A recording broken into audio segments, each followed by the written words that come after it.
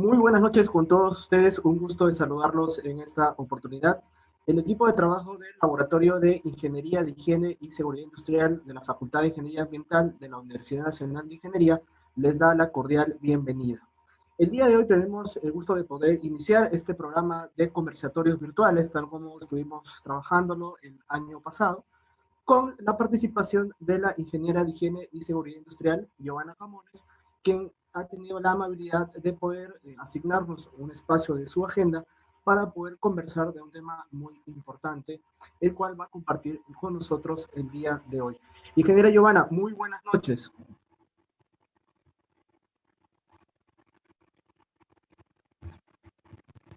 Buenas noches con todos. Buenas noches, Cristian. No sé si me escuchan. Fuerte y claro, ingeniera.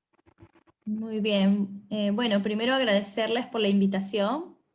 Es un gusto para mí participar de estos convocatorios o conversatorios que puedan haber y es un gusto también para mí. Me complace saber que puedo aportar un poquito, un granito de arena a mi alma mater. Muchas gracias a usted, ingeniera, por su tiempo. De verdad estamos encantados de poder contar siempre con la participación de los egresados, con quienes esperamos siempre nutrir, intercambiar experiencias, con la finalidad, pues, de poder aportar al desarrollo de nuestros estudiantes. Sin más, ingeniera, yo le asigno ya la posibilidad de poder compartir, por favor, la pantalla. Sí, bueno, aquí está. A ver un momento.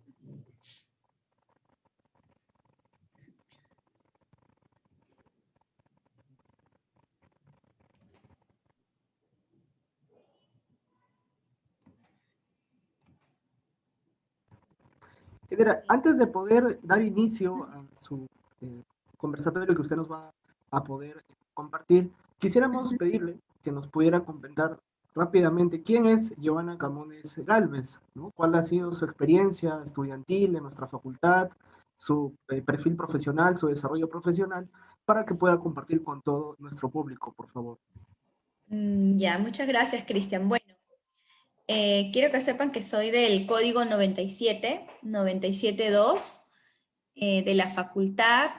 Egresé en el 2002. Hice algunas prácticas en Unitrar, en Digesa, y bueno, la última práctica que tuve antes de salir de la universidad, tuve la suerte de practicar en Yanacocha, en el área de higiene industrial.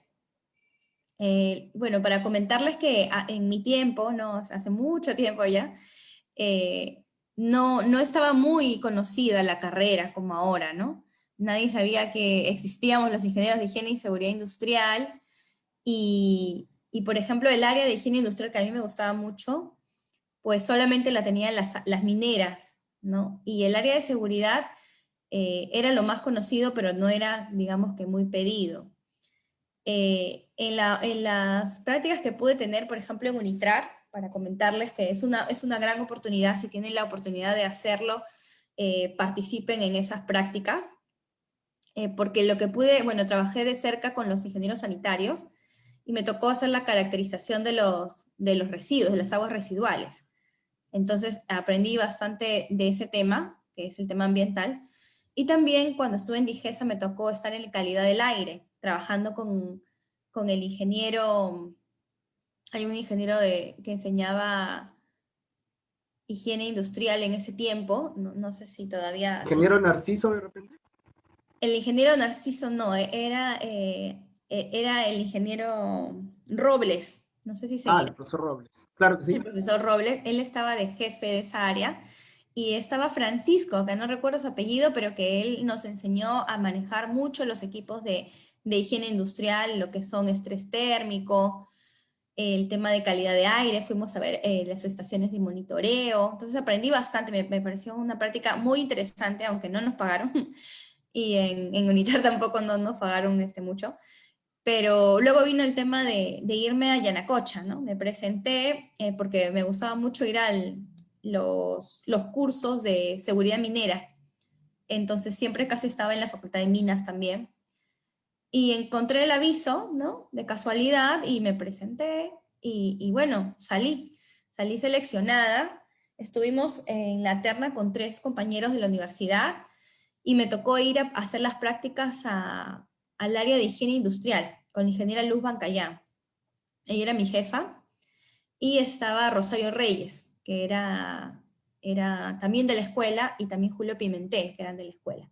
Entonces estaba ahí rodeada con gente de la escuela en Yanacocha, en el área de higiene industrial. Aprendí también muchísimo de lo que es higiene industrial, porque bueno, la ingeniera Luz Bancayán es una gran jefa, y te enseña y aprendes mucho.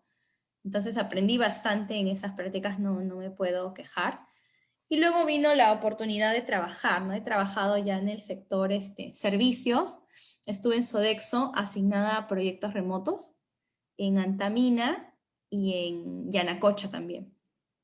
Entonces estuve viendo ahí ya más el tema de seguridad. Era HSE, pero era mucho más enfocado al tema de seguridad y medio ambiente, ¿no? Salud todavía no estaba muy desarrollado. Y generalmente en ese tiempo, que estamos hablando del 2004, por ahí, salud siempre lo tenía recursos humanos, ¿no? En salud ocupacional. Entonces no era un tema que íbamos como que muy de la mano. Luego me fui a trabajar a Geotech. Geotech también es una empresa que quiero muchísimo, aprendí muchísimo también, y estuve asignada también a proyectos mineros, ¿no? Estuve en Las Bambas, perdón, en Las Bambas, no, en Yanacocha, estuve en Conga, estuve en Tintaya, también en BHP, y ahora el proyecto que ahora escucho bastante, que estuve en ese tiempo, que era exploración, porque en ese tiempo Tintaya ya era mina. Entonces estuve viendo lo que es HC, Seguridad, Salud y Medio Ambiente, y aprendí muchísimo también en esa oportunidad que tuve. Mi jefa era la ingeniera Carmen Crisanto, que también es de la especialidad, que también aprendimos mucho, y mis compañeros, fue una grata experiencia también porque los compañeros eran de la especialidad, y éramos más o menos que 12 o 14 que trabajamos en diferentes proyectos mineros, y la verdad aprendimos muchísimo, ¿no? Y creo que es una gran experiencia trabajar también en el sector minero, y bajo régimen, ¿no? En ese tiempo sí teníamos que hacer turnos de la mañana, turnos en la noche, trabajaba 12 horas en mañana y turnos noche, ¿no? Entonces el turno noche sí era bastante pesado. Bueno, luego se me presenta la oportunidad de irme a Las Bambas, ya directamente como ingeniero de seguridad en Las Bambas, y estuve como una de las primeras, en realidad fui la única de la especialidad, estamos hablando del año 2007, la única ingeniera y encima mujer de la especialidad trabajando con mineros en el proyecto de Las Bambas, cuando era exploración. Entonces también ahí me dediqué al tema de supervisar perforación diamantina, porque ahí se trabajaba también Geotech, también trabajaba allá, y también movimiento de tierras, ¿no? Entonces aprendí bastante porque ahí fue la primera vez que, bueno, mi jefe era un minero, el ingeniero Oliverio Muñoz, que ahora me parece que está creo que está como presidente del Colegio de Ingeniero de Minas. Entonces el ingeniero, la verdad es que muy abierto de mente, porque nunca tuve ningún problema con el ingeniero respecto a que yo era mujer o que era de otra especialidad, ¿no? Valoraba mucho el conocimiento que yo traía como experiencia de Geotech. Entonces, bueno, pasó el tiempo, y antes de que pase a otro lado, en Las Bambas aprendí la implementación del sistema OSAS 18 y 14. Implementamos en exploración 18 y 14, y en Geotech trabajamos el sistema NOSA. Pero en Yanacocha, para comentarles que trabajamos también con este sistema de control de pérdidas, que ya lo vengo a conocer después, ¿no? Como ISRS, que es lo que les voy a contar ahora. Pero en ese tiempo en Yanacocha, que estamos hablando en el 2004, cuando estuve trabajando y haciendo prácticas, entonces sí se trabajaba ya con este sistema de control de pérdidas, que me parecía muy interesante. Muy bien, luego paso a Lima, me vengo a Lima a trabajar como jefatura ya a Indeco. Es una empresa de cables, no sé si lo conocen, es una empresa que tiene más de 60 años, es líder en el mercado, y no había nada, solamente investigaciones de accidentes y comité de seguridad. Entonces me tocó a mí en el 2008 implementar, bueno, casi 2009, implementar todo lo que era el sistema de gestión de seguridad. Fue una muy bonita experiencia, porque tenía un jefe que me permitía desarrollarme, ¿no? Me daba la libertad de aplicar todo lo que yo había aprendido en el sector minero, y fue así como en Indeco implementamos y certificamos lo que es 18 y 14 también. Entonces creo que fueron gratas experiencias. Actualmente me encuentro trabajando en PAPCO, que es la empresa que hace tuberías. Llevamos agua, llevamos vida, ese es nuestro lema. Y ahí conocí ya este sistema ISRS. Bueno, ya lo conocí en el sector minero, pero no sabía que se llamaba así. Entonces, es lo que vengo yo a contarles esta noche, ¿no? Es un sistema bien extenso en realidad. He tratado de hacer un resumen. Y bueno, espero tal vez en alguna otra oportunidad poder ampliarlo, ¿no? Porque es bien amplio este sistema. Ingeniera, para comentarle a nuestro público asistente, estamos transmitiendo en estos momentos por el Facebook y el YouTube.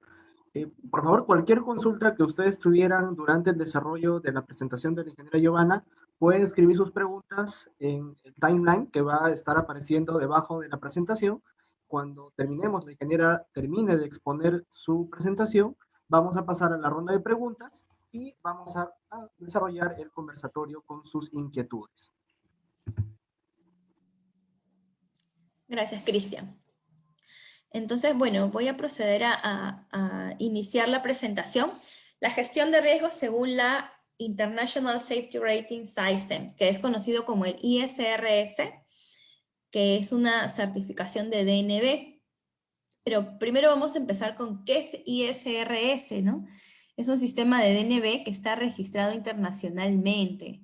Involucran varios procesos claves. Está diseñado para mejorar nuestros procesos dentro de la organización. Para darles una idea, no sé si han llevado ustedes ya lo que son programas de seguridad. Los que han llevado deben recordar el libro, que era la Biblia en mi tiempo, nuestro libro de control de pérdidas de Frank Beer. Entonces, esta es como un remake, porque es una administración moderna en control de pérdidas. Entonces, es prácticamente todo lo que aprendimos en la universidad. Es prácticamente todo lo que aprendimos en la universidad, y por eso también me encantó esta experiencia laboral. Entonces, ISRS representa 30 años de la mejor experiencia, y nace, como les dije, de Frank Beer, del año 78, y es un pionero de la gestión de seguridad. Y desde hace muchísimo tiempo se viene implementando. En nuestro país, la experiencia que yo he tenido ha sido en el sector minero, como les he comentado, en Yanacocha y todas las empresas de Buenaventura.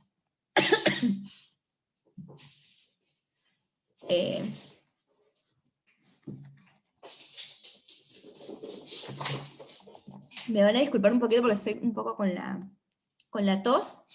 Bueno, el objetivo de este sistema es reducir los riesgos, pero no solamente se va a enfocar a la persona, sino al equipo y al medio ambiente.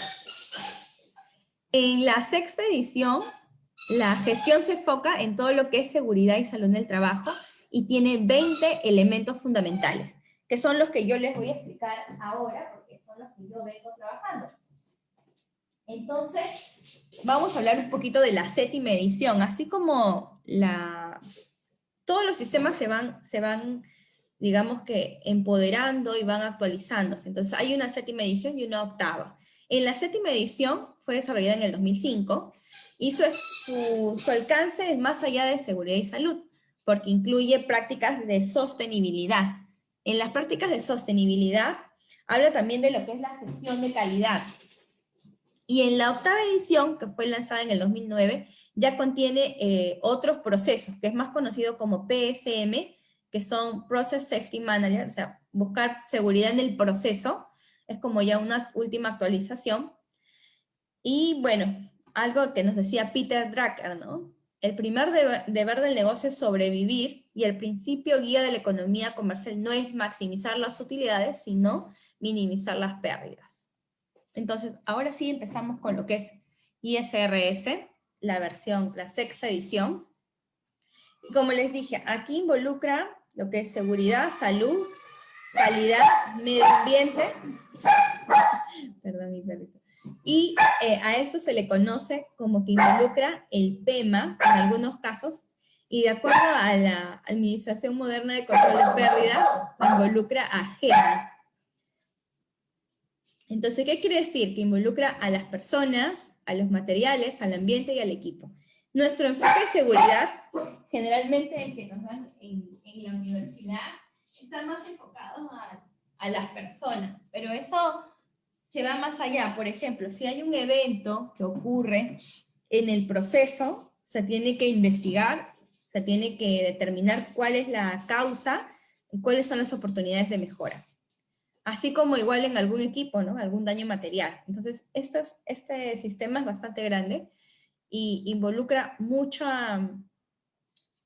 análisis de las diferentes partes de este sistema, que es gente, equipo, máquina y ambiente. Ahora nos vamos al IEDIN. ¿Cuál es el primer paso que nosotros debemos tener o realizar para empezar un sistema? Lo que tenemos que hacer al inicio de todo sistema es identificar las exposiciones a pérdidas. Una vez que yo identifico, a eso lo conocemos como nuestro hiper. Siempre les digo a todos los chicos que han trabajado conmigo que el hiper es el corazón del sistema, de cualquier sistema. Puede ser NOSA, puede ser ISO, puede ser OSHA, puede ser ahora este sistema ISRs. Entonces, ¿dónde se hace esa identificación de las exposiciones a pérdidas? En este caso ya es mucho más grande porque te habla de persona, propiedad, proceso, medio ambiente y otras, en el hiper. Ahora, en ese mismo hiper vamos a evaluar el riesgo de cada exposición, teniendo en cuenta la probabilidad, la gravedad y la frecuencia con que esta actividad se puede desarrollar, qué es lo que podría pasar, y la probabilidad de que pueda o no pueda ocurrir dependiendo del número de personas, de la capacitación, del conocimiento que tenga el personal. Y para ello, una vez que ya tenemos la evaluación, el nivel de riesgo, vamos a implementar un control. Y este control le llamamos acá en ISRS las 4T, para desarrollar un plan de control, que vendría a ser terminar con ese peligro, tratarlo, tolerarlo o transferirlo, que es lo que nos está hablando este sistema. Y una vez que ya lo tengamos analizado, vamos a implementar el plan, pero este plan primero tiene que tener una capacitación, tiene que ser conocido por todos los miembros de la organización, tiene que haber un soporte de esta implementación del plan, es decir, responsabilidades dentro de la organización y un monitoreo, ¿no? Esto lo vamos a ver más adelante, cómo se hace este proceso, cómo se hace este monitoreo, cómo le hacemos seguimiento nosotros a nuestros planes que hemos implementado. Pero dentro del ISRS a este le llaman IEDIN. IEDIN es el objetivo, uno de los objetivos fundamentales del control de pérdidas en la administración moderna de la seguridad, que son las siglas, ¿no? Identificar, evaluar, desarrollar un plan, implementar y monitorear. Es como el PHBA, ¿no? Y aquí vamos un poquito a las 4T. Tolerar, terminar, tratar y transferir. Entonces, lo primero que tenemos que hacer es identificar la fuente de pérdida potencial. Se evalúa el nivel de riesgo. ¿Se puede terminar con esta acción que yo voy a implementar? ¿Sí o no? Si es no, se puede tratar. Y cuando yo lo voy a tratar, voy a identificar el trabajo. Voy a medir, voy a evaluar, voy a corregir. Una vez que yo implemento ese control, ¿se puede tolerar? Sí. Si no se puede tolerar, lo tengo que transferir. Transferir hacia otro proceso de repente, o transferir el nivel de riesgo, asegurando que esté controlado. Ahora vamos a pasar un poquito a hablar del ISMEC. Ustedes cuando lleven este curso de ISRS van a escuchar mucho del IEDIN, que es básicamente para nosotros un PHBA o hacer tu hiper, porque el hiper, recuerden, es el corazón del sistema. Y este ISMEC es cómo tú vas a aterrizar esos controles a la realidad, ¿no? Por ejemplo, vamos ya a identificar un trabajo. Y a ese trabajo yo he identificado que necesita una inspección.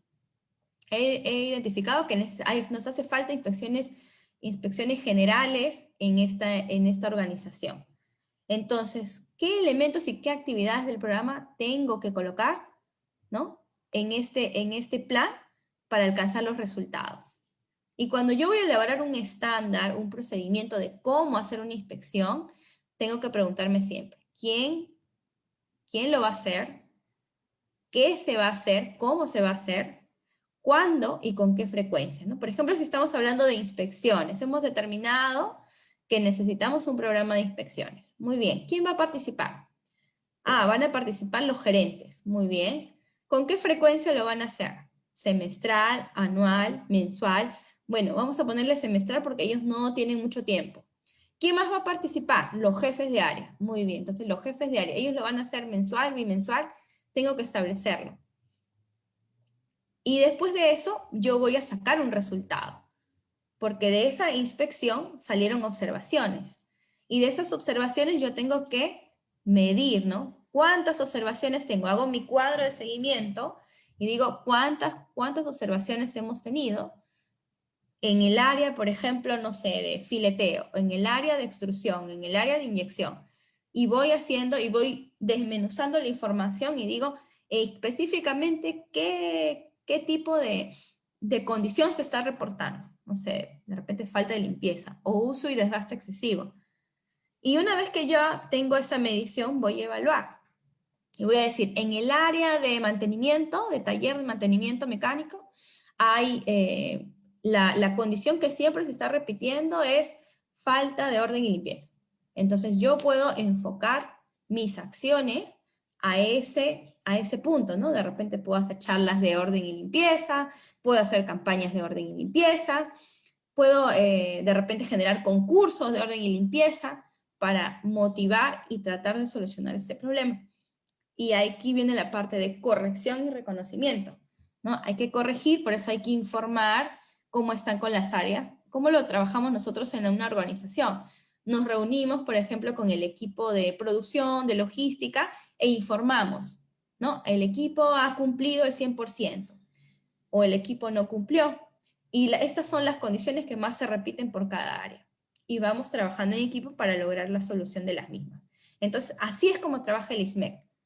Cuando yo identifico algo que necesito implementar, tengo que evaluar todos estos puntos, ¿no? Identificar, estandarizar, medir, evaluar, corregir y hacer reconocimiento.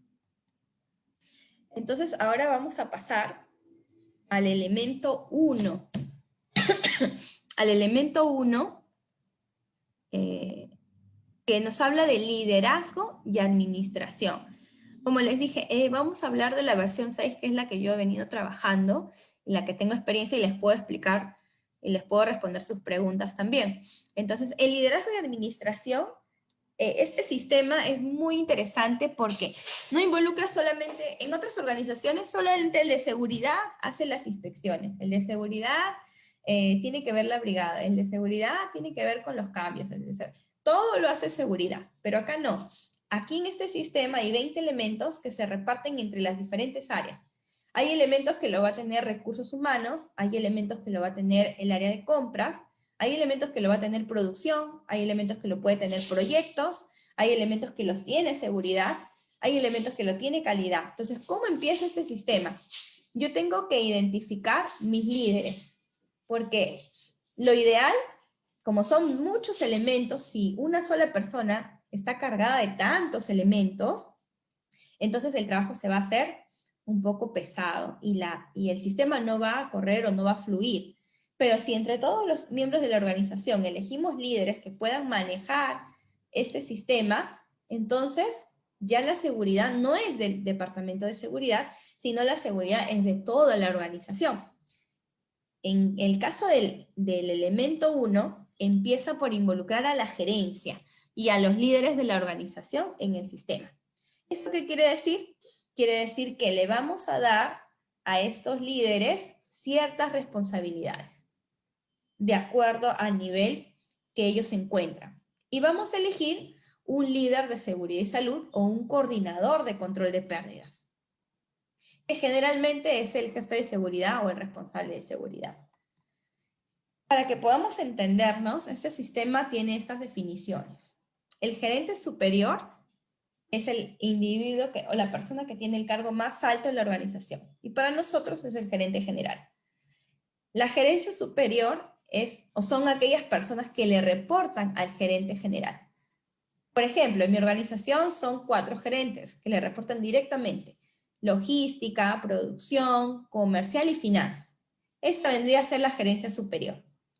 Luego esos gerentes, que son el de finanzas, el de logística, el de producción, el de recursos humanos, tienen gente que está debajo, que son los jefes.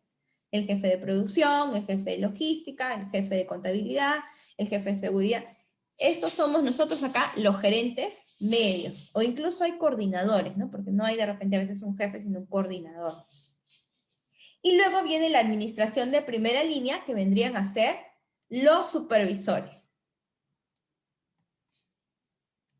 Los subelementos del elemento 1 son la política, que lo tiene toda organización, pero en este sistema en especial nos piden que la política esté publicada, que esté disponible en la página web, y cuando viene el auditor, lo revisan. Entonces, es un punto o es un subelemento del elemento 1. Luego hablan sobre el coordinador de control de pérdidas, que tiene que ser entrenado. Este coordinador tiene que ser entrenado son como alrededor de 20 cursos respecto a control de pérdidas. Luego se tiene que elaborar un manual de control de pérdidas, que es muy parecido al manual de las OSAS, de las ISO, que ahora se manejan. Luego hablan de auditorías internas. Estos elementos, de estos 20 elementos, hay 12 elementos que son obligatorios. De esos 12 elementos obligatorios, tienes dos posibilidades. Haces auditorías internas a los 20 elementos, o haces auditorías internas a los 12 elementos obligatorios. Pero como nosotros cada año tenemos que recertificar, si nosotros hacemos auditorías internas solo a los elementos obligatorios, te dan un puntaje menor que si haces a los 20 elementos. Luego tenemos que planificar los objetivos de seguridad y salud. También hablan del comité paritario, porque en este sistema sí mide cuál es el avance del comité paritario respecto a sus funciones. Porque hay comités que, por ejemplo, en todo el año no gestionan sus acciones. Y como no gestionan sus acciones, no es un comité efectivo. Pero este sistema sí te mide el avance de las acciones que se piden en el comité paritario. Y hay un punto importante que también es la negativa al trabajo. Este sistema te pide que tú tengas un procedimiento instructivo o alguna forma en la cual se pueda asegurar que el trabajador se puede negar a trabajar si tiene condiciones que no son seguras, y que la empresa no va a tomar ninguna represalia contra ese trabajador. Entonces, este sistema te lo pide. Y dice que además que esté comunicado a todos los empleados. Cuando viene la auditoría, vienen y te revisan el registro de todos los empleados, y que todos los empleados hayan recibido esta capacitación, ¿no? Y al igual que los demás sistemas, bueno, tiene control de documentos. Biblioteca de referencia es algo diferente que también podamos poder encontrar en este sistema. Este sistema te pide que tengas una biblioteca implementada para los trabajadores, que puede ser electrónica o que puede ser física. Tengan un lugar los trabajadores, los colaboradores, de hacer consultas. Entonces, esto también es algo diferente que no lo tienen otros sistemas, ¿no? Regulaciones y comunicaciones externas. Bueno, esto es algo que lo tienen todos los sistemas, ¿no? Porque nos hablan de acá del cumplimiento legal y las comunicaciones externas que podamos tener en el caso de un evento mayor. ¿Cómo es que se comunica la compañía respecto a, por ejemplo, los medios de comunicación o a la comunidad? Entonces son subelementos. Entonces cada elemento tiene una lista de subelementos. Voy a seguir avanzando porque como son 20, chicos, son bastantes. Entrenamiento de liderazgo. Aquí lo que pide este sistema es que vamos a sensibilizar a la gerencia. ¿Sobre qué? Sobre los sistemas o los tópicos más importantes de seguridad y salud.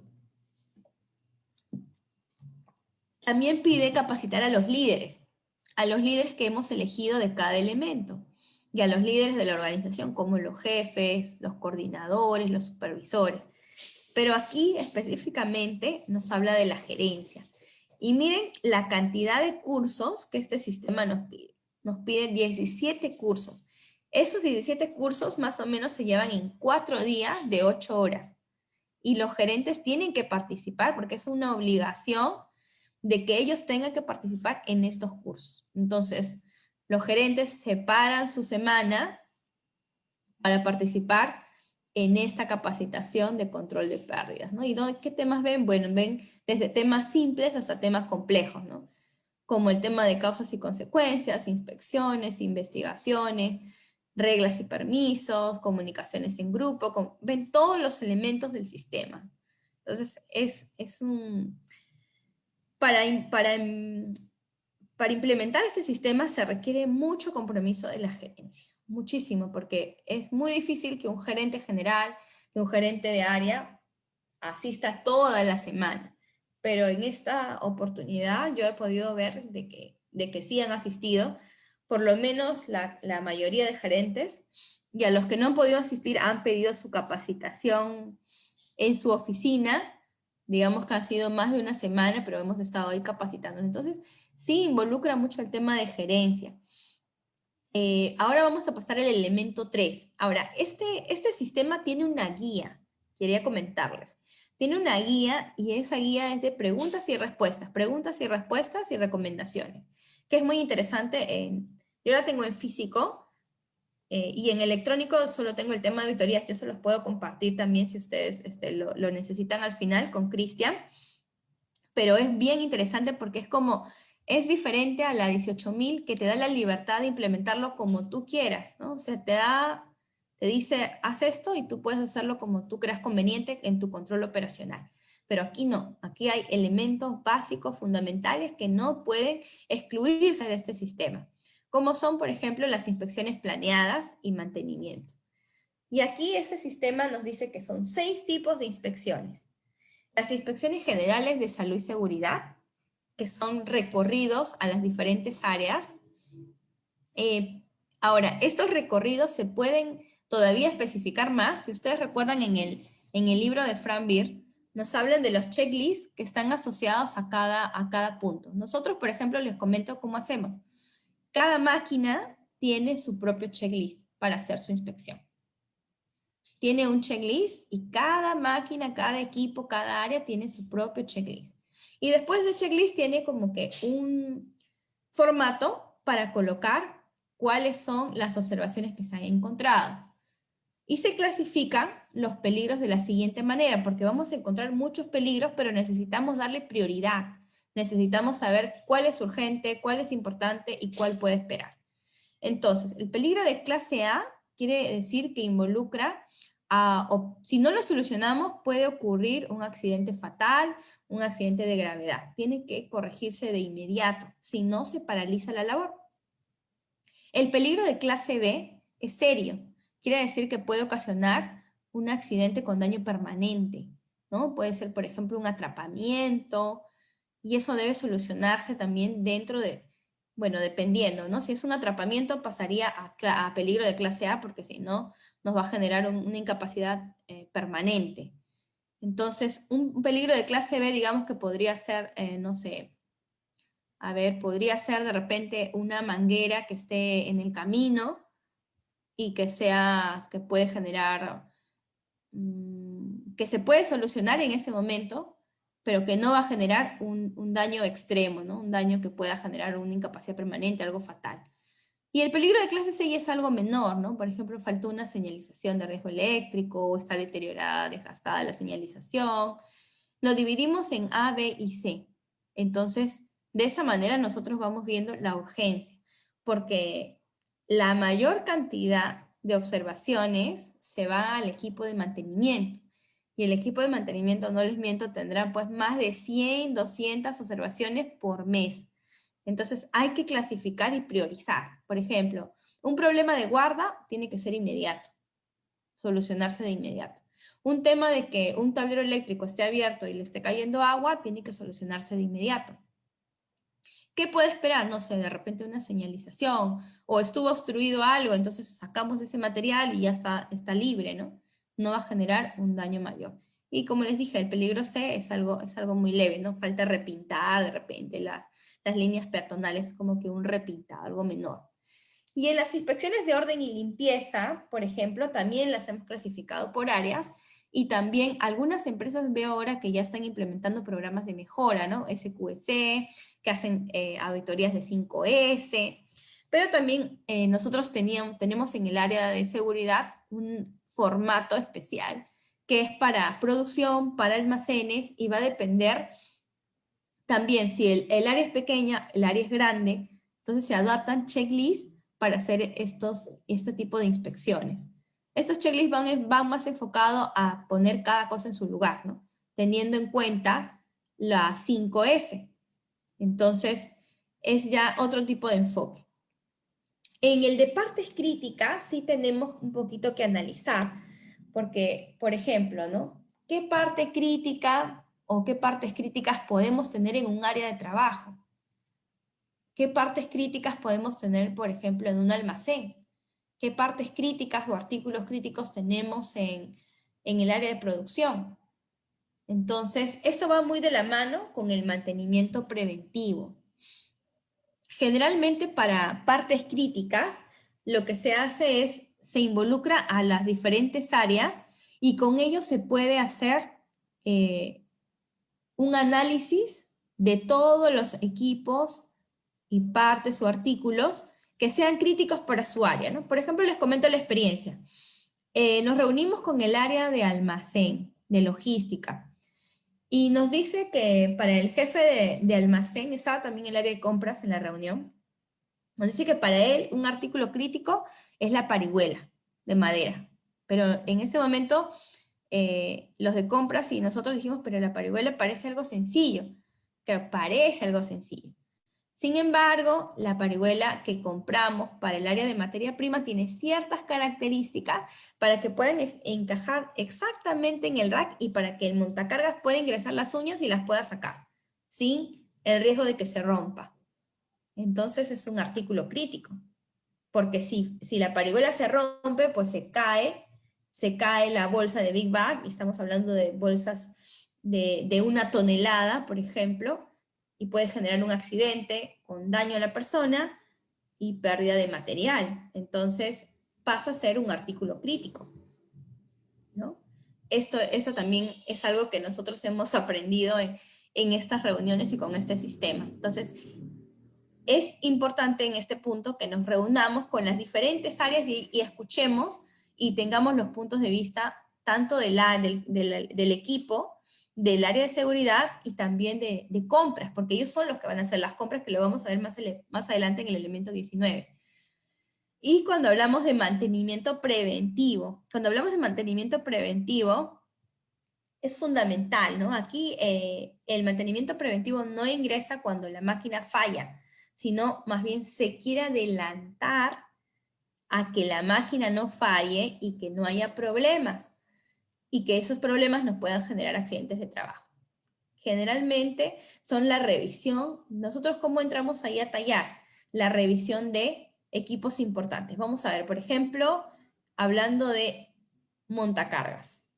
¿Será importante el mantenimiento del montacargas, el mantenimiento preventivo y cada cuánto que se venza, cada 1000 horas, 2000 horas? Sí, es importante, porque imagínense que no hay un mantenimiento preventivo del montacargas, nos puede generar un atropello, y un atropello significa un accidente fatal. El mantenimiento preventivo, por ejemplo, de los equipos de izaje, ¿no? Es importante que los equipos de izaje tengan su mantenimiento preventivo. Entonces nosotros vamos a ir trabajando muy de la mano con mantenimiento. Y esto se va alimentando no solamente de los eventos que suceden dentro de planta, porque puede ser que falló una máquina, sino que también se alimenta de accidentes anteriores, ¿no? Ay, mira, hemos tenido accidentes en esta cortadora porque fallan las cuchillas. Entonces, pongámoslo en el plan de mantenimiento preventivo para que sean revisados cada mes o cada quincena. Y de esa manera nosotros lo vamos controlando. Entonces, vamos alimentando esta información, no solamente de lo que le pasa a mantenimiento, sino también de lo que informa producción, pero también de lo que nos sucede a nosotros como accidentes de trabajo. Y el preuso de equipos, ¿por qué entra acá? Así como lo que hemos identificado, ¿no? Partes, equipos y artículos críticos. Equipos críticos en una planta o en un proceso. Montacargas, equipos de izaje, equipos de elevación, elevadores, ascensores. Entonces, estos equipos tienen que tener su preuso. Entonces, incluso hay preuso de máquina, porque las máquinas tienen puntos que son críticos que nos pueden generar accidentes graves. Entonces, hay preuso de máquinas también. ¿Qué son checklists? ¿No? Para verificar, funciona, no funciona. Por ejemplo, un montacargas. ¿Qué debo verificar en el montacargas? Frenos, luces, ¿no? Eso es algo que tenemos que tener claro, ¿no? ¿A qué le aplico yo preuso? A los equipos críticos. En prioridad, los equipos críticos. Porque si no funciona bien el equipo, puede generarme un accidente grave, un accidente fatal. Y cuando hablamos de sistemas especiales, nos referimos a todo lo que sabemos que es emergencia. Lavaojos, luces de emergencia, perifoneo, extintores, equipos de brigada, detectores de humo, pulsadores, todo lo que sea equipos de emergencia en este sistema, en este ISRS se llama sistemas especiales. Entonces, no es otro, si nosotros lo vemos, en realidad no es otra cosa, no es cosa de otro mundo, es algo que ya nosotros venimos trabajando, pero acá tiene otro nombre. Bueno, eso es algo general. Vamos a pasar ahora a tareas críticas y procedimientos. Es el elemento 4. En el elemento 4 vamos a ver lo que le llamamos nosotros el hiper. Como les dije, el corazón del sistema. Tienen que recordar esto, un hiper es el corazón de todo sistema. Si yo hago bien mi hiper, voy a tener controlado mis riesgos. Si mi hiper no está bien, no voy a tener controlado mis riesgos, si no hago un buen análisis. Entonces, para hacer un hiper, lo primero que tengo que hacer es determinar el puesto de trabajo. Pero el hiper, acá hay algo importante que quiero decirles, el hiper no se hace en el escritorio, el hiper se hace en el puesto de trabajo, con el operador. Me voy al campo, levanto la información y voy conversando con los trabajadores. Y le voy preguntando para qué sirve esto, cómo es esto, han habido accidentes pasados. Se determina el puesto de trabajo y él me va a informar cuáles son las actividades y yo también voy a visualizar las actividades que él está realizando. Y dentro de cada actividad, tarea, hay pasos, ¿no? Hay pasos. Por ejemplo, si decimos, yo tengo que pintar el salón. Ya, el pintado sería pues la actividad. Pero ¿qué es lo primero que tengo que hacer para pintar el salón? Tengo que desocuparlo. Entonces tendré que sacar, bueno, cortar la energía eléctrica para sacar, no sé si hay parlantes, sacaré los parlantes. Entonces tengo que determinar cada paso y así tengo que levantar la información cuando yo haga mi hiper. Luego tengo que identificar los peligros en cada tarea. Como si yo voy a sacar esos parlantes que están en la parte alta, voy a necesitar ¿qué? Escalera, andamio, escalera telescópica, escalera tipo gato, escalera, ¿qué tipo de escalera voy a subir para analizar eso? ¿Qué tipo de escalera voy a utilizar? Evaluar los riesgos de cada peligro, ahí vamos a tener que ver el tema de probabilidad, gravedad, determinar el nivel de riesgo y luego implementar los controles. Pero para implementar los controles, como les digo también al principio a los chicos que trabajan conmigo, cuando empezamos un sistema de cero, ponemos los controles, colocar señalización, velocidad 10 kilómetros, hacer checklist. Pero ya cuando tenemos un sistema implementado, yo tengo que colocar el código del procedimiento, el código del estándar, el código del checklist y hacerle referencia. Las tareas que tienen un mayor nivel o las que tienen un riesgo alto se les llama tareas críticas. Y para eso hay un método de control porque según este sistema, toda tarea crítica tiene que tener un PST. Claro, un PST o un PET no lo tiene no tiene cualquier actividad, ¿no? Por ejemplo, voy a salir a hacer algo sencillo, no voy a tener un PET. Son para las tareas críticas. Y un PET o PST es específico para esa tarea.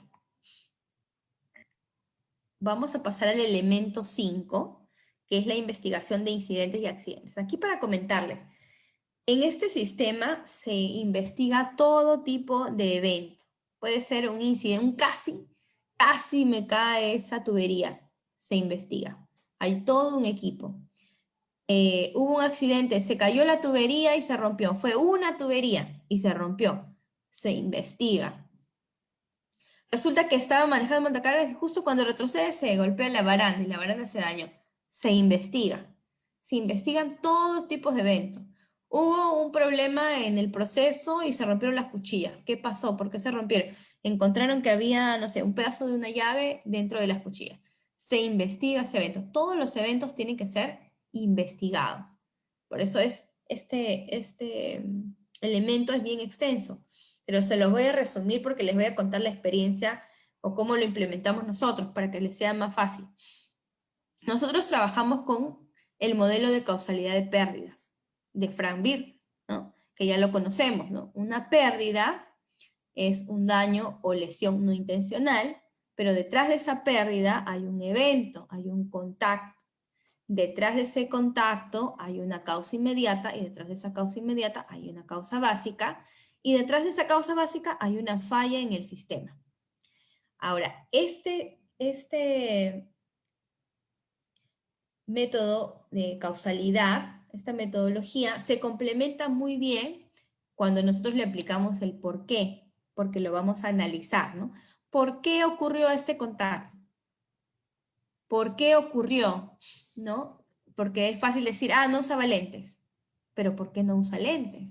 ¿No? Muchas investigaciones que tenemos, el supervisor dice, no, pero el operador no está usando los lentes. Muy bien, entonces, pero ¿para qué está el supervisor? ¿Quién hace cumplir los estándares dentro de la planta? ¿Quién hace cumplir los estándares dentro de la organización? ¿Dónde estaba el supervisor? ¿Qué está fallando con la supervisión? ¿O qué está fallando con el sistema? No estamos haciendo observaciones de cumplimiento de estándares. Finalmente esa es la causa, ¿no? Y lo primero que dijimos, el trabajador no usó los lentes. Pero si no usa los lentes es porque algo está fallando en el sistema. ¿Por qué no está usando los lentes? ¿Qué está pasando? De repente ese lente no es adecuado, de repente usa lentes de medida. Entonces hay que averiguar, hay que investigar. Para eso nosotros usamos un modelo que se llama el TASC, que es el que ustedes ven a la derecha. Es un sistema, no se puede apreciar acá bien, pero yo se los puedo enviar. Es un sistema en el cual uno va a elegir el tipo de contacto, el tipo de evento, que es lo que nos enseñan en investigación de accidentes. ¿Qué tipo de contacto hubo? ¿Qué tipo de evento es? ¿Golpeado por, golpeado contra? Y yo voy eligiendo la causa, ¿no? La causa inmediata. Las causas inmediatas generalmente, como ya sabemos, son no operar, velocidad inadecuada, no usar EPPs, no cumplir procedimiento, o condiciones ambientales, o falta de orden y limpieza. Y también te da la lista de causas básicas. Pero adicionalmente este sistema tiene algo. Te dice qué elemento falló o qué elementos fallaron. Por ejemplo, en el que les conté, no usaba los lentes y se golpeó el ojo con una manguera de aire comprimido. ¿Por qué no usaba los lentes? Muy bien, entonces ese es el elemento 11 de equipos de protección personal. Ese elemento está fallando.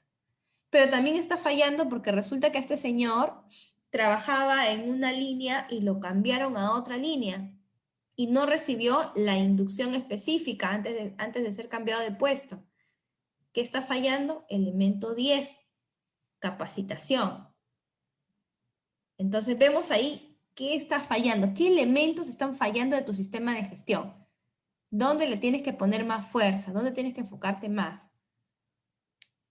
Entonces, eso es lo que trabajamos en este elemento 5 de investigación de accidentes e incidentes. Otro punto importante es que va de acuerdo al nivel.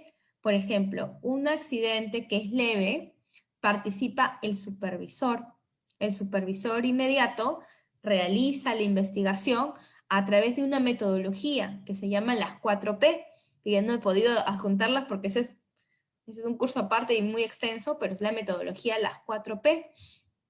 La metodología de las 4P quiere decir que voy a evidenciar, por ejemplo, la posición de la persona, voy a evidenciar si este señor recibió, que son papeles, recibió capacitación, no recibió capacitación, recibió inducción, no recibió inducción. Voy a tener en cuenta también cuál es el agente que causó este evento, qué características tiene. Entonces, hay una metodología en la cual el personal que va a realizar esta investigación tiene que ser entrenado. Todos los que realizan investigaciones tienen que ser entrenados para que puedan tener una buena investigación y para que lo puedan liderar. La idea acá no es que seguridad hace la investigación, sino que los líderes lideran, nuevamente digo, lideran, dirigen esta investigación de accidentes. Eso es lo que ocurre acá. ¿Y cómo participa? Si es un nivel bajo, la supervisión. Si es un nivel 2, por ejemplo, participan las jefaturas. Y si es un nivel 3, hasta puede participar la gerencia general. Y la gerencia general participa en las investigaciones porque hemos tenido eventos que han sido potenciales. ¿Qué quiere decir? Potenciales quiere decir que casi pasa, no pasó, pero casi pasa algo grave. Entonces llamamos al gerente general y él participa en la investigación. Entonces, este sistema es bastante completo y bastante bueno, bastante fuerte en este punto que es el elemento 5. El elemento 6 nos hablan de observaciones de tarea. No sé si algunos lo han escuchado. Vamos a empezar con que mirar no es igual que observar, ¿no? Mirar es una capacidad fisiológica que tenemos todos los que tenemos la vista. Pero observar es irnos más allá del detalle, es quedarnos un poco más de tiempo mirando cómo esa persona realiza la tarea. ¿Y para qué nos sirve, no? Por ejemplo, en la primera figura, ¿qué es lo que vemos? En la segunda figura, ¿qué es lo que vemos? Y en la tercera, ¿qué es lo que vemos?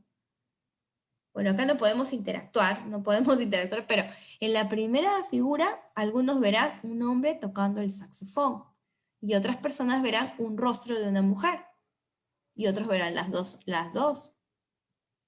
Ahora, en la figura del medio vemos que es una figura que es como una U o parece que tuviera como 3 patas, ¿no?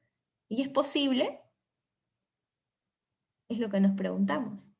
Y en la tercera imagen, lo que vemos ahí, algunos veremos una copa y otros veremos dos rostros mirándose.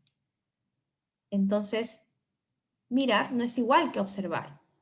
Observar es ir para los detalles, ver más allá, como dicen, ver más allá de lo evidente, ¿no? ¿Y cómo se implementa este elemento? Este elemento se implementa, lo primero que tenemos que hacer es, cuando yo hice mi hiper, yo propuse mis controles. Cuando yo propuse mis controles, dije, voy a implementar inspecciones, voy a implementar un PST, voy a implementar un instructivo, voy a implementar una regla de trabajo. Muy bien. Ya lo implementaste, ya lo escribiste. Ahora, lo que queremos saber acá es si se cumple. ¿Se está cumpliendo en el campo realmente todo lo que dice tu procedimiento? Eso es lo que vamos a verificar con este elemento. Y para eso vamos a elegir líderes. Líderes o monitores, observadores de las tareas. ¿Que quiénes son? Generalmente, quienes están todo el tiempo con el personal que realiza las actividades. Los supervisores, los jefes. Entonces, a estas personas se les va a capacitar para que sean observadores, para que sean monitores. Nos van a decir si este PST, que está muy bonito, con fotos, que está pegado en el área de trabajo, se cumple o no se cumple. Entonces van a ir con su PST impreso y van a ir con un checklist a verificar. El punto 1, ¿se cumple o no se cumple?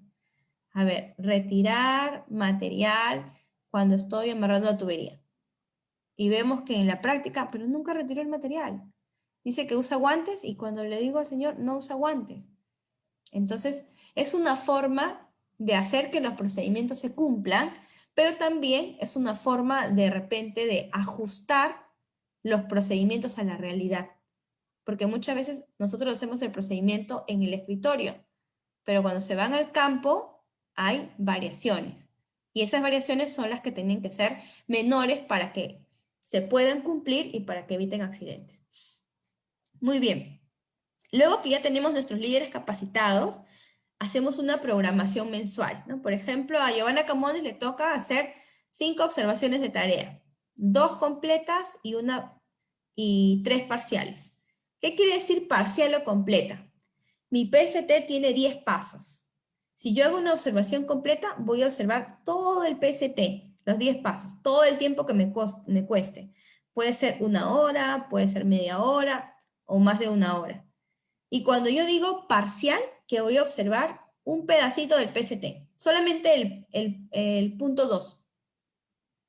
Solamente ese punto y es una observación parcial. Ahora, cuando hacemos las observaciones, tú le puedes informar al colaborador o no le puedes informar. Se le puede informar, sí, pero no, eso no asegura que el comportamiento que tengamos sea el real.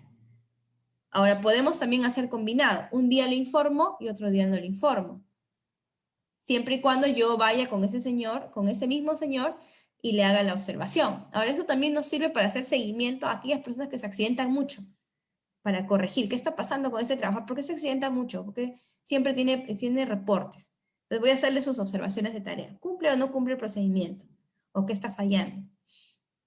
Y estas observaciones de tarea también desembocan en acciones correctivas. Cambiar procedimientos, hacer charlas, refuerzos de capacitaciones, reubicar personal, o de repente involucrar al área médica también, ¿no? De repente hay movimientos repetitivos constantes, entonces también se tiene que involucrar el área médica. Y esto que les puse acá, por ejemplo, es lo que trabajamos, ¿no? Antes era en papel y ahora hemos implementado con Google Forms, seguramente ustedes conocen más de esto que yo, con Google Forms o con Microsoft, estos formularios, ¿no? Con los cuales los supervisores, los líderes, realizan sus observaciones de tarea.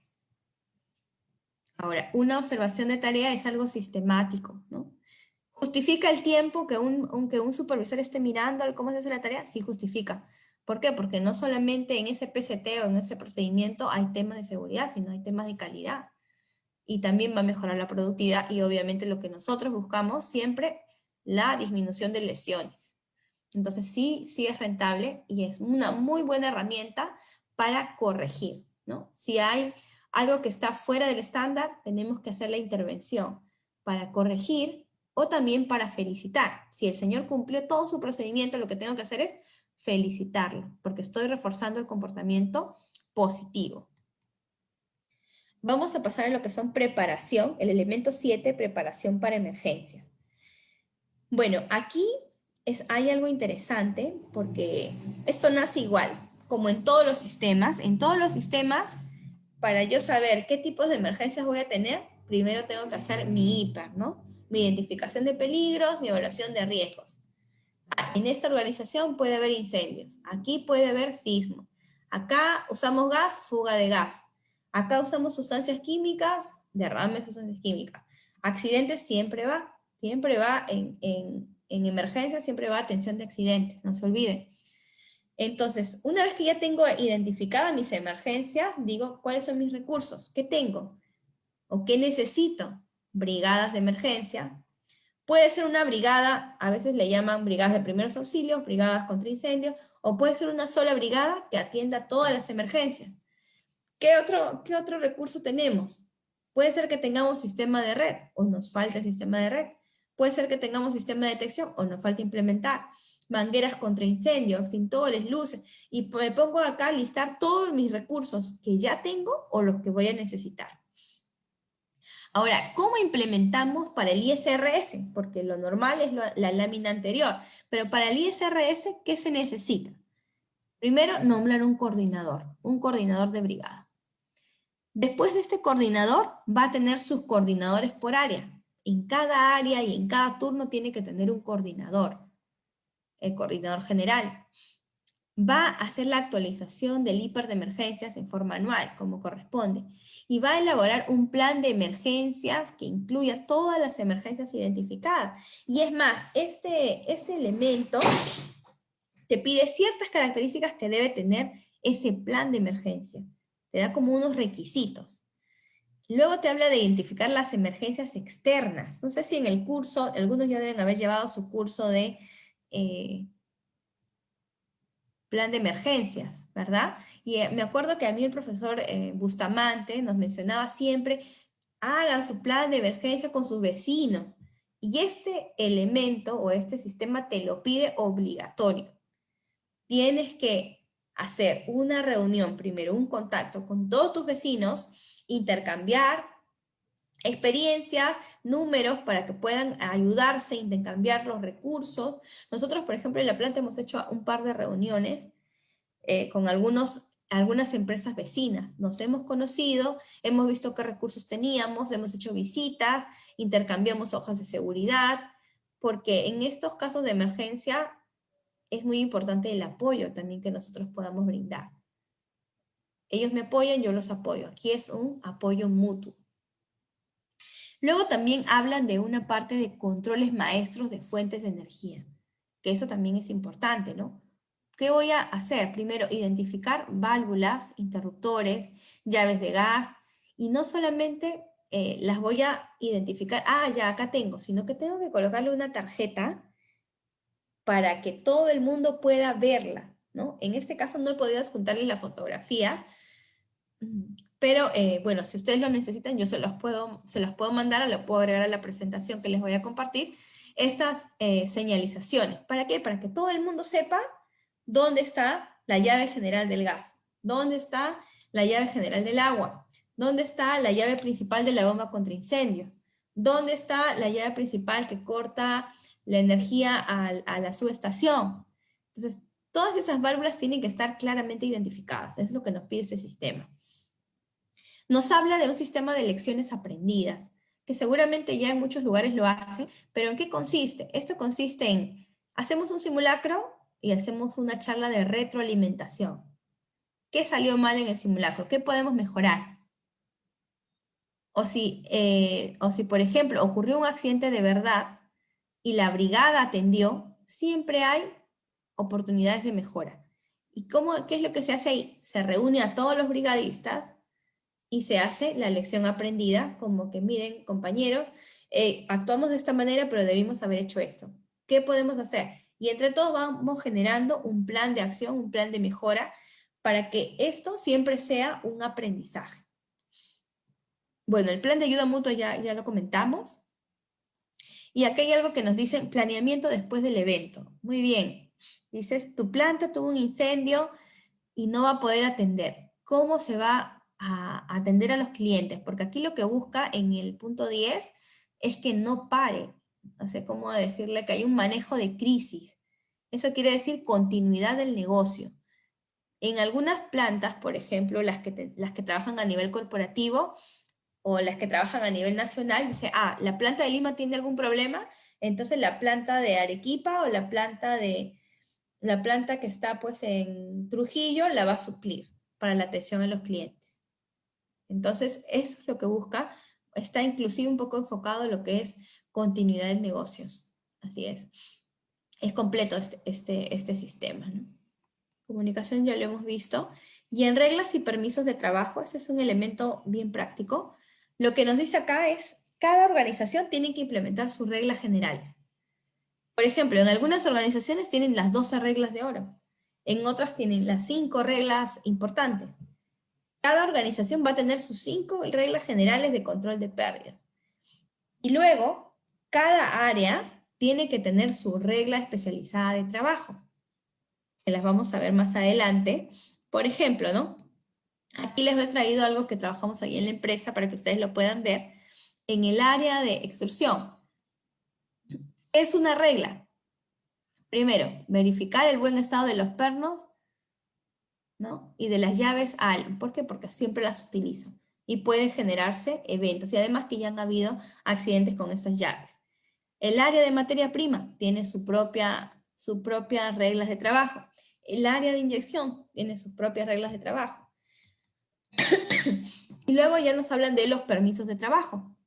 En el caso de permisos de trabajo, hablamos ya de lo que todos conocemos, ¿no? Permisos de trabajo en caliente, lo que ven en otros lados, me parece que en el sector de petróleo ven en frío, y ahí hablamos ya quién va a participar en la apertura de un trabajo. ¿Debe hacerlo solo seguridad? ¿Serán todos los involucrados? ¿Será el administrador de contrato? ¿Quién va a hacer? ¿Cómo se va a manejar? ¿Cómo se va a gestionar este permiso de trabajo? Eso es lo que nos pide este elemento.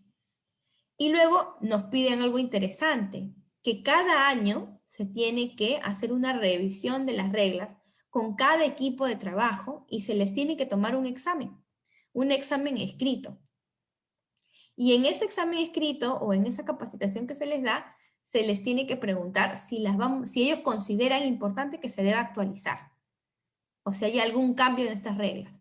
Entonces aquí involucra mucho, pero muchísimo al colaborador. Y además hay un cumplimiento de reglas. ¿Cómo nosotros lo podemos? Porque acá los elementos se interrelacionan. ¿Cómo podemos asegurar el cumplimiento de reglas? Con el elemento 6, que ya lo vimos. El elemento 6 nos sirve para verificar el cumplimiento de las reglas en cada área de trabajo, o las reglas generales también. Y el último ya es algo que todos conocemos, que es el uso de letreros y código de colores, que son los mismos, porque dice que nos debemos regir en base a la legislación nacional. Entonces esto es algo que ya conocemos, pero lo nuevo puede ser lo anterior, ¿no? Aquí están las reglas específicas. En el tema de análisis de incidentes y accidentes, aquí, así como les comenté que este sistema involucra al GEMA o al PEMA, al persona, equipo, material y ambiente, también nos pide este análisis. Entonces, no es un simple análisis que diga, ya, tenemos 5 accidentes, 2 leves, 2 graves, sino que yo voy a hacer mi análisis de causalidad, mi Pareto de causas básicas. ¿Cuál es la causa básica que más se repite? Yo tengo que analizar. ¿Y por qué tengo que analizarlo? Porque en esa causa básica yo voy a trabajar y voy a generar un plan de trabajo. ¿Qué falló en mi control? ¿Qué está fallando en el sistema de gestión? ¿Qué elementos me están fallando? ¿Qué equipo está generando mayor cantidad de accidentes? Por ejemplo, en esa lámina que les he compartido, claramente vemos aquí el montacargas, ¿no? ¿Qué actividad se estaba realizando? ¿Qué actividades son las que están generando o están asociadas con los accidentes? Traslado, por ejemplo, de materia prima, almacenamiento de tuberías. También nos piden que analicemos los conatos de incendio. ¿Qué conatos de incendio? ¿En dónde han habido? ¿En qué áreas? ¿Por qué se dieron? Entonces, es un análisis que no solamente involucra a número de accidentes o índice de severidad, índice de frecuencia, sino que va más allá. Y por cada elemento del sistema de gestión de persona, equipo, material, ambiente, te van dando puntajes para que tú puedas certificar o no. También te dice que lo comuniques. Tiene que ser comunicado a la gerencia. Hay una frecuencia de comunicación. Algunos son mensuales, algunos son semestrales, algunos son trimestrales. Que hay un análisis de causa y de control. Análisis de daño a la propiedad y al proceso. También nos piden un análisis para los accidentes con daño al proceso, porque la idea es que cuando tú analizas, puedes medir, y lo que puedes medir, puedes mejorar. Entonces, este elemento es bastante robusto, el análisis de accidentes, pero es muy bueno para que nosotros podamos planificar nuestro siguiente año y nuestras oportunidades de mejora, las podamos convertir en un gran resultado en la minimización de accidentes, tanto de persona, equipo, material o ambiente, ¿no? El elemento 10 nos habla de entrenamiento de conocimientos y habilidades. No sé cómo vamos con el tiempo. Creo que me estoy extendiendo demasiado. No sé, Cristian, me avisa si es que estoy extendiéndome demasiado en el tiempo. Ingeniera, como usted guste. Estamos bien. Ya está, voy a acelerar un poquito más.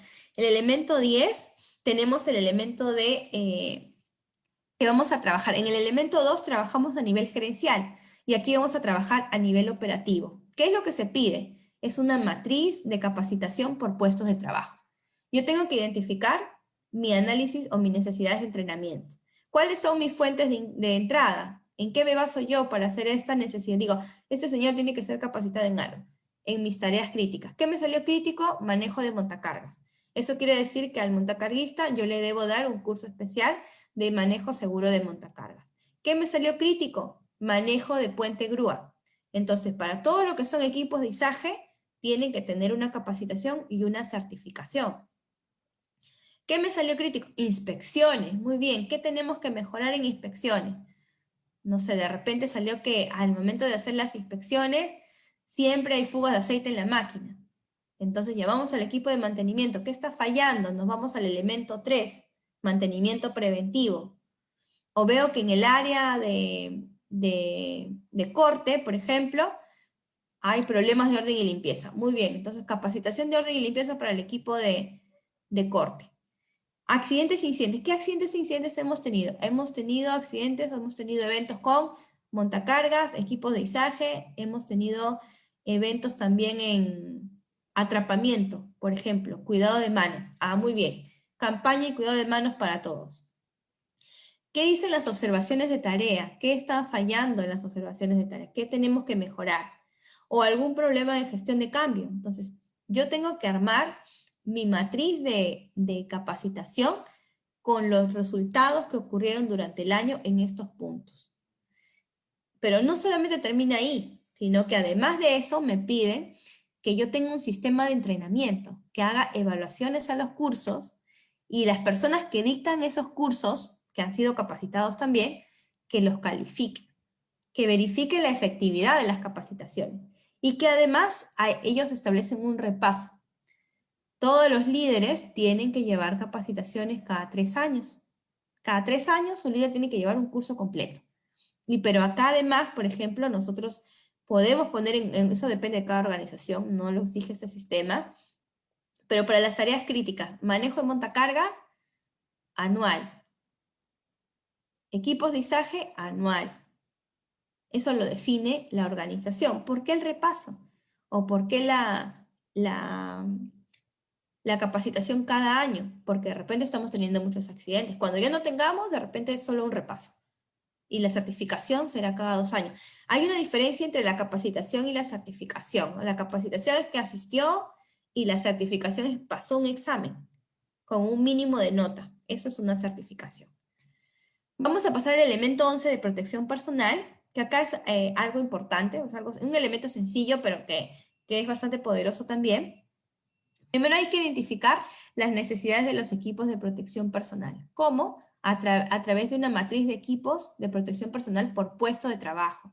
Pero adicionalmente, para que yo pueda introducir, seguramente ustedes ya, algunos que están haciendo sus prácticas, tienen como buena práctica preguntar a los trabajadores, poner a prueba un EPP. Es decir, que yo no es que se me ocurre este lente, voy a ponerlo. No. Antes de que yo pueda implementar un equipo de protección personal, tengo que haberlo probado. Tengo que haberlo entregado a diferentes personas que lo puedan probar de diferentes áreas en un registro y ellos me van dando sus opiniones. Y yo lo voy registrando en un formato. Y en el momento de la auditoría me van a pedir ese formato. Que cómo se introdujo esta manga para quemaduras, esta manga de Kevlar. Ah, no, bueno, vimos que era mejor que la manga de Hi-Flex, digamos. ¿Y cómo llegaron a ese consenso? Acá tenemos este registro de los trabajadores que probaron y le dieron su aprobación. Luego hay un mantenimiento de registros de protección personal y bueno, el cumplimiento de normas que es a través de la inspección de equipos de protección personal. Con respecto al control de salud e higiene, no voy a ahondar mucho porque obviamente ustedes ya han llevado sus cursos de higiene industrial, pero obviamente, ¿de dónde sale? ¿De qué equipo o qué monitoreo debo hacer? Del IPER. Todo sale del IPER. El IPER es nuestro corazón del sistema. Ahí me va a decir, acá tengo ruido. ¿Qué debo hacer? Peligro físico, monitoreo, dosimetría de ruido. Acá tengo polvo, tengo vapores, tengo humo. Muy bien, entonces peligros químicos, monitoreo de agentes químicos. ¿Qué tengo? Tengo movimiento repetitivo, posturas forzadas, riesgos disergonómicos. Tengo comedor, obligatoriamente biológicos. Tenemos bidones de agua, también análisis de agua esos bidones. Peligros psicosociales, bueno, esto ya es algo que la norma lo pide también, ¿verdad? Pero también debe verse reflejado en el IPER. Ahora, este sistema, ¿qué nos pide el ISRS? Nos pide, primero, que hagamos una identificación y evaluación de riesgo. Podemos utilizar el IPER, pero este sistema nos pide encuestas. Necesitamos encuestar a todo el personal de las diferentes áreas, una muestra apropiada, o a todos en general, sería lo mejor, que es lo que pide el sistema, te da mayor puntaje, para que te digan cuáles son los peligros que tienen en su área de trabajo. Luego hay un control de riesgos que involucra al manejo de sustancias químicas, que le llaman ataúd. Aquí nos falta la U, que justamente lo vamos a agregar acá. Dice adquisición. ¿Cómo se maneja la sustancia química desde que lo compran? ¿Existe algún parámetro que cómo el departamento de compras hace la adquisición de una sustancia química? ¿O puede comprar sustancias cancerígenas? ¿Quién hace ese filtro? ¿Cómo se hace ese filtro? Entonces, ahí empieza el análisis de la adquisición. Luego también, ¿cómo se transporta? ¿Es una sustancia inflamable? ¿Cuál es el transporte? ¿Cómo la organización controla el transporte? ¿Cómo controlamos el almacenamiento? ¿Dónde se almacena? ¿Está rotulado? ¿No está rotulado? Cuando viene en el transporte, viene con sus bandejas en caso de derrame. Tiene un plan de contingencias el transportista que lo va a traer, ¿no? Y también hablan de la disposición final. ¿Cómo se dispone? ¿Cómo se va a disponer este producto químico? ¿Cómo se está gestionando en la organización? Y todo eso se va a evaluar. Entonces, generalmente las organizaciones implementan un sistema para el manejo de las sustancias químicas que tengan que ver con estos puntos: adquisición, transporte, almacenamiento y la disposición final. Entonces, este es un punto importante en el manejo de las sustancias químicas. Luego, hablan de la información y el entrenamiento, el cuidado de la salud y la asistencia profesional. Este sistema nos pide que haya un médico en la planta, un médico ocupacional, obligatoriamente. Bueno, si quieres tener el mayor puntaje, pero es algo que, por ejemplo, la ley hace poco recién lo sacó, ¿no? Ahora, por el tema de pandemia, es obligatorio que todos tengan médico, pero este sistema te pide que tengas un médico y que haya, inclusive, atención las 24 horas. Quiere decir que si no está el médico, puede haber un paramédico. Acá hay otra cosa importante. El sistema nos pide que, una vez que hemos hecho los monitoreos, los podamos compartir con los involucrados del área y gestionar las acciones. Una vez que gestionemos las acciones, ellos van a evaluar también cómo han sido tus correcciones. ¿Todo va a EPP o también va a control de ingeniería? Eso también va con una calificación. Bueno, ahora vamos a pasarnos a administración y gestión del cambio. Este es un elemento bastante importante que recién lo ha introducido también la ISO 45000. El cambio es un cambio nuevo, ¿no? Por ejemplo, un nuevo compuesto, una infraestructura, equipos nuevos, cambios en el proceso. Hay un líder de este elemento y todo cambio va a generar la revisión de un IPER. Ahora, hay cambios, para resumirlo, les voy a comentar cómo lo manejamos nosotros. Hay cambios mayores, hay cambios menores. Cuando es un cambio menor, hacemos una evaluación de peligros y riesgos con el equipo de trabajo. Es un equipo multidisciplinario, ¿no? Por ejemplo, quieren hacer una reparación de una pista en un almacén, en el almacén de logística. Entonces, el jefe de logística pide que se evalúe la gestión de cambio.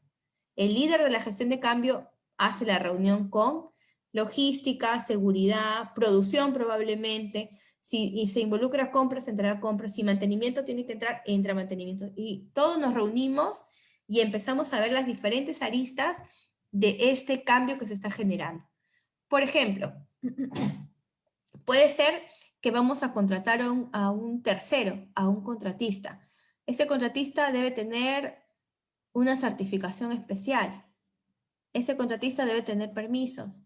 Si va a hacer un trabajo en altura, debe tener su examen de suficiencia para trabajos en altura. Entonces, este tipo de cambios lo que busca es que cuando haya un cambio en la organización, se evalúe. Si es un cambio mayor, lo que se hace es llenar un formato mucho más completo, involucrar inclusive hasta las gerencias, para que esta evaluación contemple todos los peligros y riesgos que se puedan generar. Entonces, hay otro punto importante de la gestión de cambio, que puede ser el cambio del cambio, como nosotros le decimos ¿no? Por ejemplo, tuvimos un nuevo pedido de una tubería en la planta. Era un producto nuevo que nunca habíamos realizado. Entonces, producción nunca había trabajado con esa tubería. Tuvimos que capacitar, implementar un PST en producción, pero era una tubería muy grande, por lo que teníamos que utilizar 2 montacargas para retirar la tubería. Y para llevarlo al patio del almacén tuvimos que utilizar vigías. Eso no se contempló al inicio, porque al inicio es como que no hay nada y tenemos que como imaginar lo que va a pasar. Pero conforme se va llevando a cabo la actividad, vemos que existen los cambios que se pueden generar. Ahora, en el almacén, para llegar al almacén, tuvieron que contratar un montacargas especial y un camión especial. Entonces, se fueron ajustando y hubieron más reuniones que eran los cambios del cambio. Y acá hay una herramienta muy importante que nos ayuda a controlar los cambios, que son los ATS, el análisis seguro de trabajo, que es una herramienta que se utiliza para actividades, pueden ser rutinarias o no rutinarias, pero que no tienen un control. En este caso lo aplicamos. Bueno, el elemento 15 y 16 los hemos juntado, que son básicamente las charlas de 5 minutos, lo que nos conocemos como las charlas de seguridad, pero le llamamos reuniones de control de pérdidas porque se tocan muchos temas de medio ambiente, de proceso, de calidad, de 5S. La idea es evaluar estas reuniones y también que participe la gerencia media. Recuerden, la gerencia media eran los supervisores, los jefes. Hacíamos, ¿cómo se lleva a cabo esto? Se le da un tema a los jefes para que lo editen en forma mensual. ¿Y quién los califica? Puede calificarlos el jefe de seguridad o el equipo de seguridad. Actualmente en muchas de las organizaciones las dicta seguridad, las charlas de 5 minutos. En otras organizaciones, aquí por ejemplo, ¿cómo se maneja? Las debe dictar el supervisor de turno. El supervisor de turno dicta las charlas de seguridad. Pero también hay charlas mensuales para las jefaturas. Y la gerencia superior también da charlas, no mensuales, pero digamos que puede hacerlas semestrales o trimestrales. Lo que son promociones generales son las campañas. Este sistema te pide que hagas campañas de seguridad preventivas. ¿De dónde salen tus campañas? Tus campañas van a salir de tu análisis, del análisis que hicimos en el elemento 9, donde nos dice qué tenemos que reforzar. De ahí van a salir las campañas. Bueno, no solo de ahí, también pueden salir de las observaciones de tareas, que son el elemento 6, del elemento 5 también, que es investigaciones de accidentes. Entonces pueden haber campañas de cuidado de manos, campañas de orden y limpieza, pero esto es lo que pide básicamente este elemento. Bueno, aquí en contratación y colocación ya estamos terminando. Nos habla de las inducciones específicas. ¿Qué es lo que quiere decir? Al principio no sé si les comenté de un evento que sucedió, ahora la norma lo pide también, es que cuando un trabajador es nuevo, pasa su inducción general, pero cuando va a trabajar ya al área, tiene que pasar una inducción específica de los procedimientos de operación. Y en estos procedimientos tiene que darlos el supervisor. El elemento 19 nos habla de las compras de mercancías que tienen que tener especificaciones escritas o más conocidas como TDR. ¿Por qué? Porque el elemento 19 involucra al tema de seguridad. ¿Por qué se involucra? Por ejemplo, cuando compramos una sustancia química, como lo vimos en el elemento 12, puede afectar a la salud del colaborador. Puede ser cancerígena, puede ser inflamable. Si compran una maquinaria o equipo, puede ser que esa máquina o equipo no se conecte a 220. O puede ser que esa máquina no venga con guardas.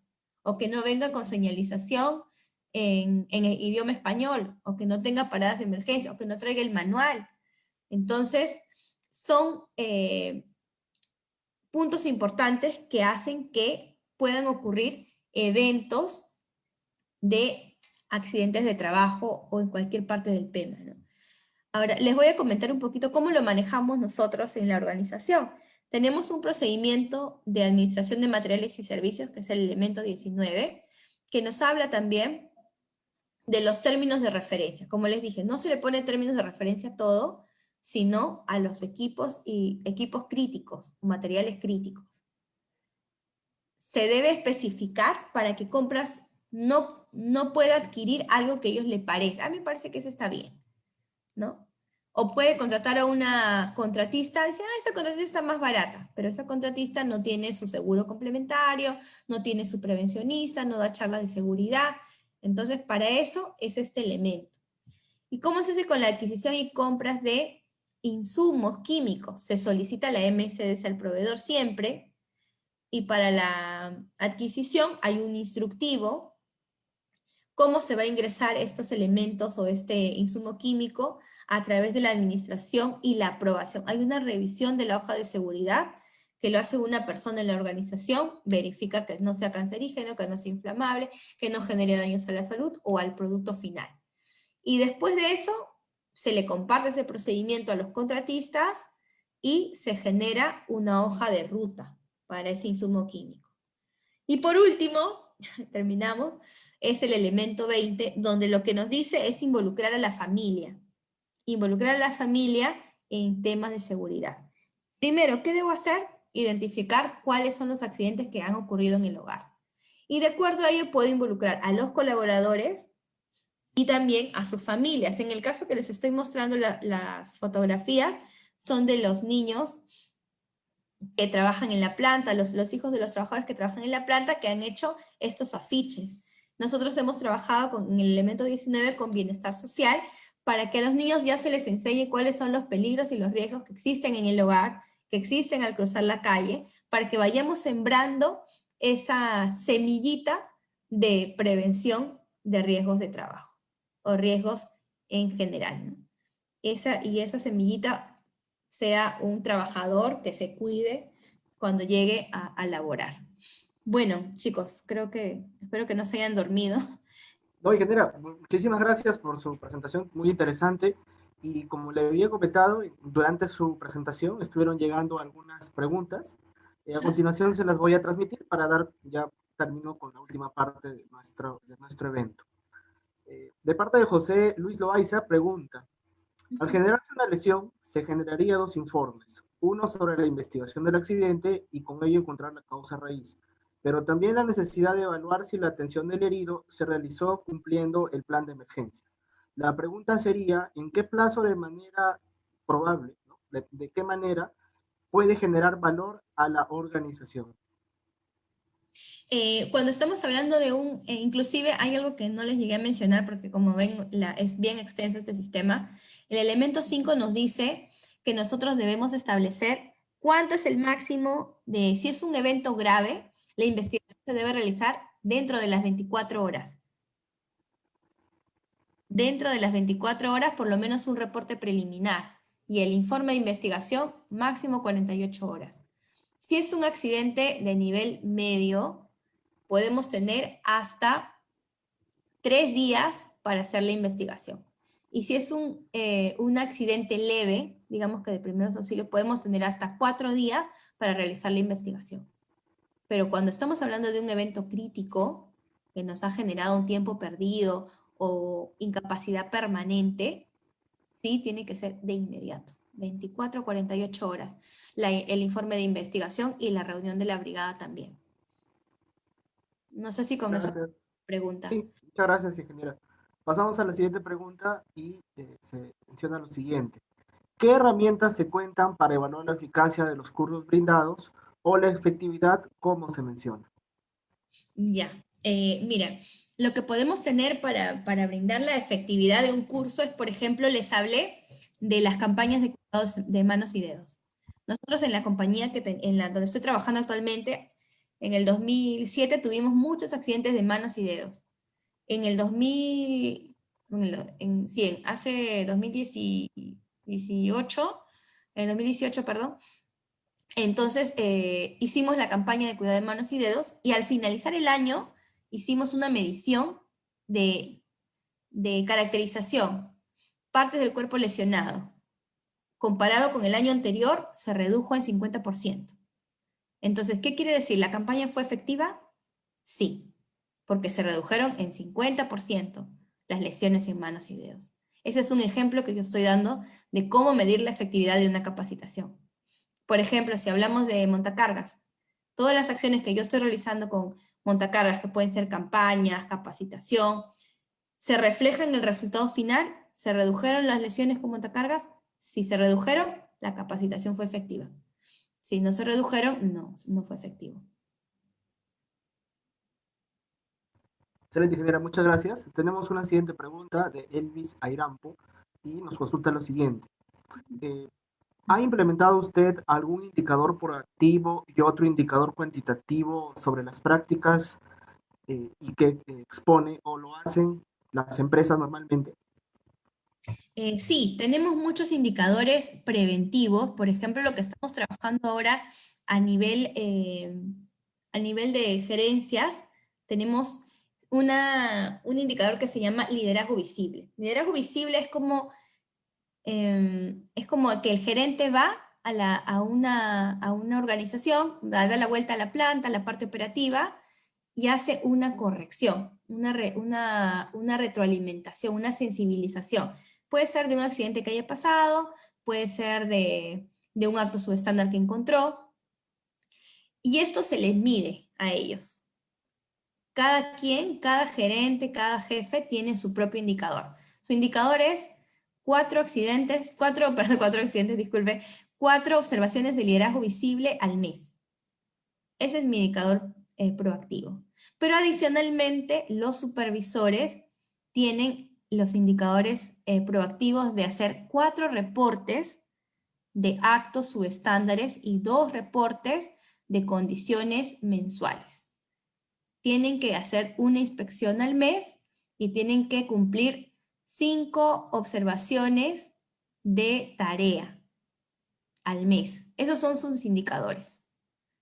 Esos son indicadores proactivos porque estoy trabajando en acciones, ¿no? Los que más generan los accidentes son los actos. Entonces yo me enfoco en corregir actos a través de estas herramientas. Observación de tareas, me enfoco en liderazgo visible, reportes de actos, reportes, si quiero también corregir condiciones, tengo el elemento 3 de inspecciones. Entonces, si hay un monitoreo, incluso esto es parte de su evaluación anual de cada supervisor, jefe y gerente. Ingeniera, muchas gracias. Y tenemos una última pregunta, que es la siguiente. Actualmente se ha visto el apoyo a la familia en la entrega de mascarillas, en asesoría y nutrición. ¿Usted tendrá alguna otra experiencia que nos pueda recomendar? ¿Es con respecto a la pandemia, Cristian? Sí, sí, es respecto a esta última parte de la pandemia. Y ya, bueno, inicialmente nosotros para empezar el trabajo en la planta de Wavin, implementamos un protocolo y dentro del protocolo pusimos que era obligatorio que la empresa entregue mascarillas quirúrgicas y las entrega en forma diaria, nos entrega 7 semanales y nosotros la utilizamos una diaria. Por lo que he visto de información de Estados Unidos y también de Europa, es que esta segunda cepa es mucho más contagiosa, por lo que las mascarillas comunitarias ya no son las recomendadas. Lo mínimo que se tiene que brindar, aunque el gobierno no lo ha corregido todavía en su resolución ministerial, es las mascarillas quirúrgicas o usarlas en combinación, pero las mascarillas de tela solas ya no son suficientes. Entonces no sé si eso responde la pregunta. No sé si es solamente enfocar la mascarilla o quiere que adicione otras actividades. Yo creo que me parece que genera la consulta iba tal vez por el contexto, ¿no? Actual. Por ejemplo, se está sugiriendo bastante el énfasis de la ergonomía, ¿no? En el caso de las actividades de trabajo remoto. También se está hablando de asesorar en el caso de la alimentación, porque de hecho el Alimentación trabajo ya saludable. se ha vuelto muy sedentario, ¿no? En el caso de estar en casa prácticamente. Entonces, de repente, no sé si es que usted tendrá alguna experiencia o de repente en otra empresa. Bueno, sí, ahora que lo estás mencionando, sí tenemos la campaña de alimentación saludable, le llamamos Reto Dieta nosotros en la planta, que es básicamente, bueno, este año de pandemias, como recién iniciamos, no lo tuvimos, pero en 2021 sí ya lo hemos propuesto, y donde tenemos una nutricionista. Esta nutricionista nos hace un control semanal y nos da una dieta dependiendo de tus características, ¿no? De tu peso, de si eres mujer, si eres hombre, de las actividades que realizas. Entonces lo vamos a retomar, porque sí, sí tiene razón, va justo con una vida saludable y ahora que es tan importante. Eso es lo que podría yo añadirles. Adicionalmente, antes teníamos dentro de la organización más kilómetros para evitar la vida sedentaria, más kilómetros y la compañía pagaba las carreras y nosotros nos inscribíamos gratis los trabajadores y adjuntábamos kilómetros por organización, por empresa. Ahora lo que está haciendo de forma virtual es que está incentivando esta práctica, pero que tú hagas tu reporte. Por ejemplo, yo practico yoga, entonces pongo mi reporte de 1 hora que practiqué yoga al día. O tal vez corro, salgo a correr y reporto mi tiempo de ejercicio. Y es así como se está ahora generando o motivando a un estilo de vida saludable bajo estas circunstancias. No Claro sé que si... sí. Es algo, como usted menciona, que, bueno, nadie estaba preparado para esta situación. Se va innovando sobre la marcha, ¿no? Sobre la realidad de cada empresa, también la realidad también de nuestros trabajadores, ¿no? Es algo que se tiene que ir revisando. Serían todas las preguntas que tenemos. Por el momento están llegando algunas más, pero ya estamos en realidad también con la hora. Le queremos agradecer nuevamente de parte del equipo de trabajo del laboratorio, del jefe, del asistente técnico y de los brigadistas, por su tiempo, por su amabilidad en compartir con nosotros un tema que estoy seguro no va a ser la última vez que vamos a contar con ustedes. Espero que en sucesivas oportunidades y ya cuando también tengamos la posibilidad de reunirnos en la universidad, poderla tener nuevamente en nuestro laboratorio, en nuestra universidad, para poder compartir y poder seguir trabajando en la mejora de la formación de los estudiantes. Bueno, Cristian, muchas gracias por la invitación, muchas gracias a todos, de verdad agradecerles el tiempo. Ha sido muy corto para poderles brindar todo sobre este sistema, pero encantada de participar con ustedes en futuras oportunidades. Genera, ya para terminar, para cerrar nuestro conversatorio, quisiera pedirle que usted pueda plantear o delinear qué es lo que recomendaría a nuestros estudiantes, a los chicos que ya están por egresar, para que puedan mejorar su perfil profesional. Bueno, gracias Cristian por la pregunta. A mí, por ejemplo, me gusta trabajar mucho con los chicos de la universidad porque me gusta exigirles mucho, pero en general les quisiera recomendar que cuando tengan una posibilidad de hacer prácticas, que vayan mucho al campo, que vayan, si tienen que hacer un hiper, que vayan a hacer su hiper al campo, que vayan a hacer inspecciones al campo, ¿no? O sea, que participen mucho en el sistema que tenga la organización en la cual trabajan. Esa sería una. Lo otro que también considero importante es que estudien mucho el libro de Frank Beer, de control de pérdidas, que les va a servir muchísimo, y prepararse un poco más en el tema de sistemas contra incendio. Por ejemplo, es algo que he visto que es una debilidad. Cuando yo salí era una debilidad y tal vez continúa siendo una debilidad. Sin embargo, hay que repasar un poco las normas técnicas que están saliendo, sobre todo una con la que pueden practicar mucho es con la de ubicación de extintores, que es una norma bastante práctica, pero esa sería mi recomendación, ¿no? Que vayan y aprovechen mucho las oportunidades que tengan, si hay salidas en campo, bueno, ahora ya no hay, ¿no? En higiene industrial había mucho.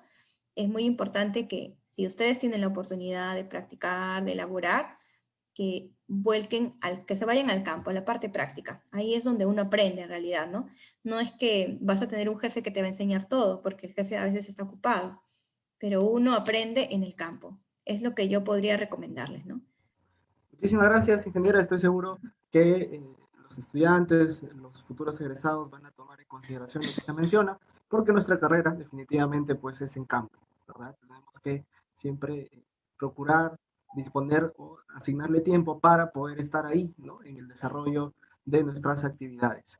Muchísimas gracias, ingeniera. Un gusto de saludarla nuevamente. Buenas noches con usted. Buenas noches con todos los participantes que nos han seguido desde el Facebook Live, invitándolos para el siguiente conversatorio que desarrollaremos en el mes de febrero, en el cual también estaremos gustosos de poder tenerlos nuevamente en este medio.